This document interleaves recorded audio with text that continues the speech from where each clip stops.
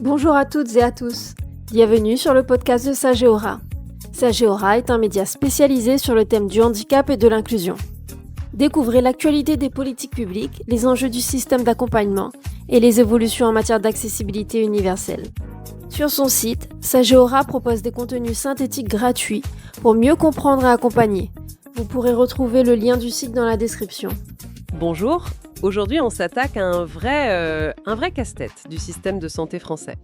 Ah oui, un sujet complexe. Très. Les documents qu'on a là, du ministère et de l'Agence nationale d'appui à la performance, nous plongent au cœur de situations humaines. Difficiles. On part de quoi, concrètement? Par exemple, une personne âgée avec plusieurs pathologies, mais aussi des problèmes de logement, d'isolement.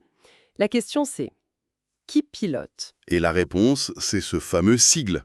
DAC, dispositif d'appui à la coordination. Et on va voir que c'est bien plus qu'un simple acronyme. Tout à fait. L'idée de notre discussion, c'est de décortiquer ce que ces DAC ont vraiment dans le ventre. Pourquoi on a dû tout raser pour les construire. Ce qu'ils font concrètement sur le terrain. Et surtout, comment on s'assure qu'ils ne sont pas juste une couche de complexité en plus. C'est une réforme qui a vraiment été mise à l'épreuve avec la crise Covid. Pour bien comprendre, il faut revenir un peu en arrière. Avant, c'était une sorte de jungle. Le mot est juste. Les sources parlent des MIA, des clics, des PTA, des réseaux de santé. C'était le cauchemar pour un médecin de ville, ça. On imagine bien. Pour un seul patient, il fallait appeler un clic pour l'aide à domicile, un réseau pour le diabète, une MIA pour l'Alzheimer. 3 numéros, 3 dossiers. L'enfer. C'était le mot qui revenait partout, inlisible. La loi de 2019 a donc mis un grand coup de balai. On arrête tout ça. Et on crée quoi à la place? Un seul numéro.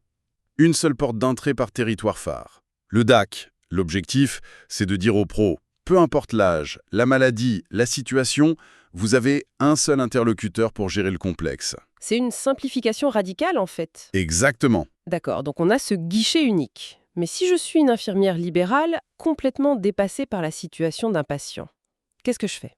Eh bien, vous appelez le DAC. Et je leur dis quoi? Qu'est-ce qu'ils peuvent faire pour moi au juste? Et ça, c'est le cœur de leur première mission, l'appui aux professionnels. Vous appelez, vous exposez la situation, et eux, ils vous aident à y voir clair. Ils font le tri en quelque sorte. C'est ça. Ils peuvent organiser une réunion de coordination, vous aider à monter un plan d'aide, trouver une place en hébergement temporaire.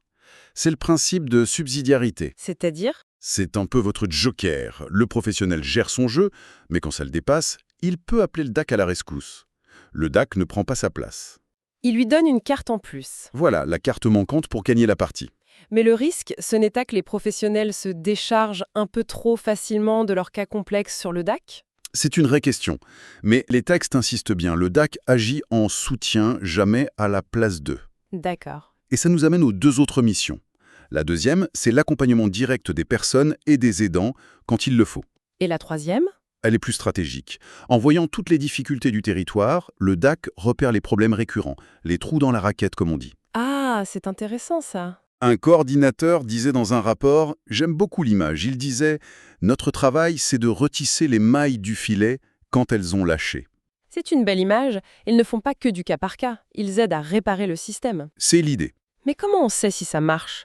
Comment on mesure l'efficacité de ce filet de sécurité? Alors là, ça devient très concret. Un des guides de la NAP propose 17 indicateurs clés. Et ce ne sont pas des chiffres abstraits, j'imagine. Non, pas du tout.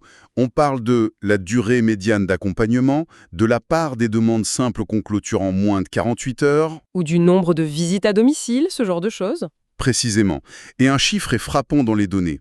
Un médecin pouvait passer jusqu'à 4 heures par semaine en pure coordination administrative pour un cas complexe. 4 heures? Le DSC absorbe une grande partie de ce fardeau. Et ça libère un temps médical précieux. Ces chiffres, ça leur permet de prouver leur valeur auprès des ARS. Donc si on résume, les DAC, c'est une tentative de rationaliser et peut-être d'humaniser la gestion des parcours de santé les plus chaotiques. C'est un filet de sécurité, oui, pour les pros en première ligne.